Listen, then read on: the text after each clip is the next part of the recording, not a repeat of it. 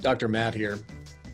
Well, week 2 saw some unprecedented times in terms of just sheer number of injury, as well as some star players just going down and having to leave the game. It was a hard-hitting week 2 with many high-profile players going down. Perhaps it might even be one of the higher injury weeks on record. But let's dive right into some of the more high-profile injuries, and I'll break it down for you. So for you Carolina Panthers fans, Christian McCaffrey, and also the highest scoring fantasy point leader from 2019, went down with what is no question some level of an ankle sprain. We believe this to be a high ankle sprain where you actually tweak or partially disrupt the ligaments right above the ankle joint. The problem for a running back with this is they need to come back and do lateral cutting movements. So although we want this to be maybe a 1-week injury, I think it's going to be about 2 to 4 weeks before Christian gets back on the field.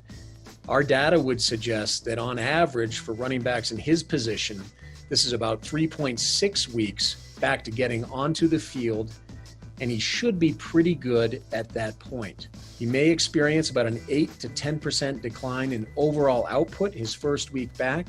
But when we look at other high-profile players like himself, Saquon Barkley comes to mind, where he also had a high ankle sprain and came back very well and had an extremely productive season after his high ankle sprain for the Giants.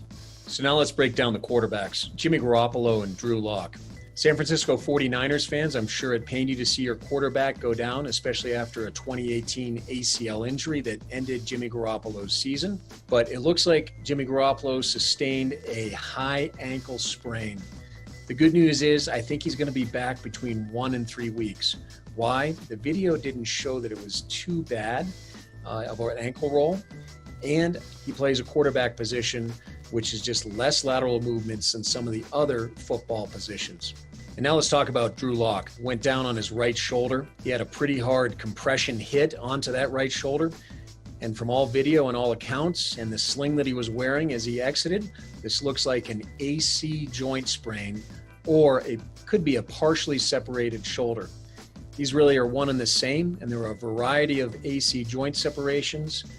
But for a throwing shoulder quarterback, we expect several weeks that he'll be back on the field after this AC joint sprain heals so they can start throwing again.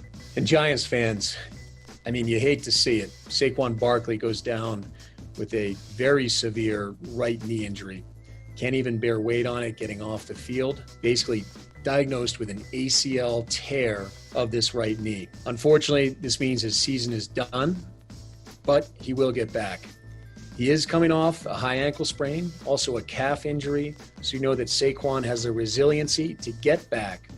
However, when you look at our data and you look how running backs come back after ACL injuries, year 1 after an ACL is just not the same as their prior year, and they can lose about 40 or up to 60% of their production.